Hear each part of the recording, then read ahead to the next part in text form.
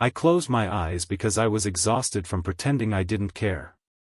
But then, from the other side of the thin apartment wall, I heard my roommates quietly deciding who would end up with me, and in that moment, something inside me broke. I had always believed that when people shared a home, they eventually became something like family.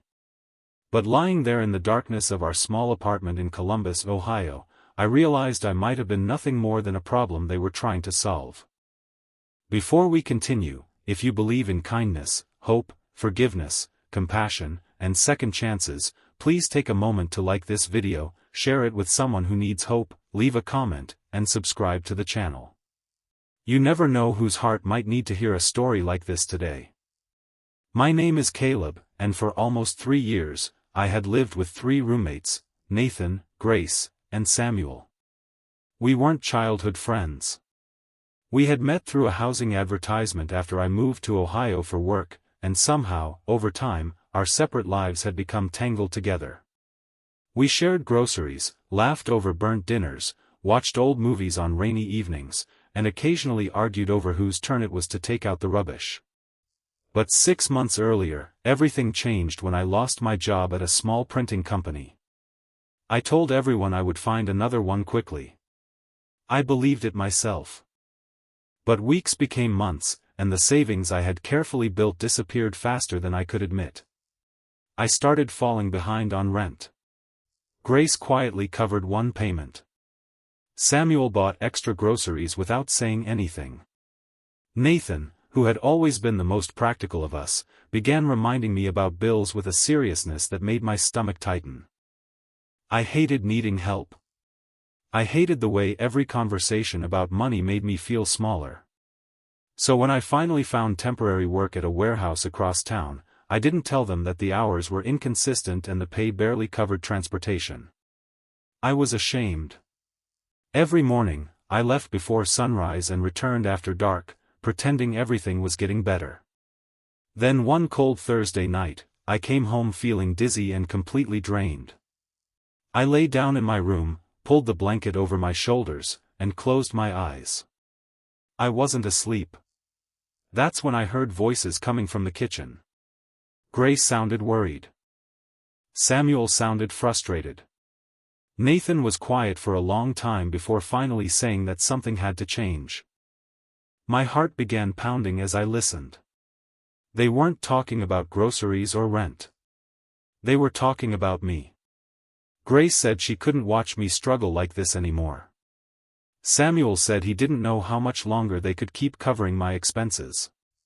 Then Nathan said something that made my chest tighten: they had to decide who would end up with me. I pressed my face into the pillow, trying not to breathe too loudly. For a few terrible seconds, I imagined them dividing up my belongings, deciding who would take my old desk, my books, my battered coffee maker. I wondered if they had already stopped seeing me as a person and started seeing me as an obligation. Then I heard Grace speak again, and her voice trembled. She said, "If Caleb has to leave, he shouldn't have to go somewhere alone." Samuel went silent. Nathan asked what she meant. Grace explained that she had found a small community housing program connected to a local church, but Caleb would need someone to help him apply and get through the first few weeks. Samuel immediately said he would help with the paperwork. Nathan said he could drive me there after work. Grace said she had already spoken to a volunteer named Rebecca who could help me find better employment opportunities. I opened my eyes. They weren't deciding who would get rid of me. They were deciding who would stand beside me. I stayed completely still as tears filled my eyes. All those months, I had been so consumed by shame that I had mistaken their concern for rejection. I had believed every reminder about money was proof that I was failing them. I had never noticed the extra food in the cupboard, the repaired button on my coat, or the fact that someone had been leaving the hallway light on every night because I often came home late. The next morning, I finally told them the truth. I told them about the warehouse job, the unpaid bills, the fear that I would lose everything, and the terrible shame that had kept me silent. I expected anger. Instead, Grace hugged me. Samuel looked away for a moment, wiping his eyes. Nathan simply said that struggling didn't make me a burden, but hiding the struggle had made it harder for everyone to help.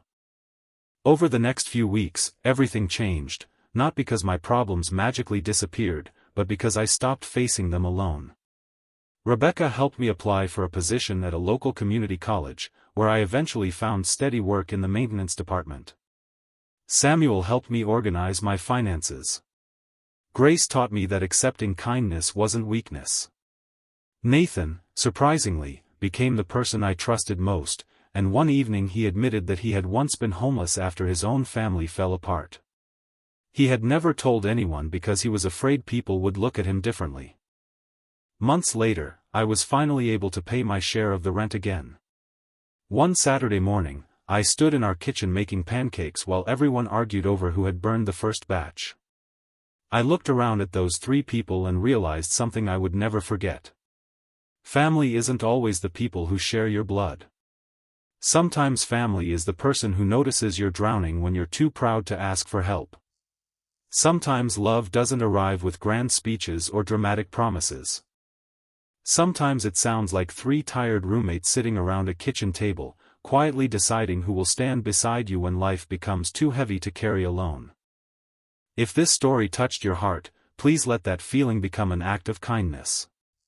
Like the video, share it with someone who may be struggling silently, and subscribe if you want more stories about hope, compassion, and the people who remind us that no one should have to face their hardest days alone. And before this story ends, I want to ask you something special. Leave a comment telling us about a time when someone helped you when you least expected it, or simply write, "Kindness matters," if you believe one small act of compassion can change someone's life. That night, I had closed my eyes believing my roommates were deciding who would have to deal with me. I opened them the next morning with a completely different understanding. They had been deciding who would help me find my way back. And years later, whenever life becomes difficult, I remember that night in Columbus, Ohio, and the lesson it gave me. Sometimes the people we fear are preparing to leave are actually standing closer than we ever realized.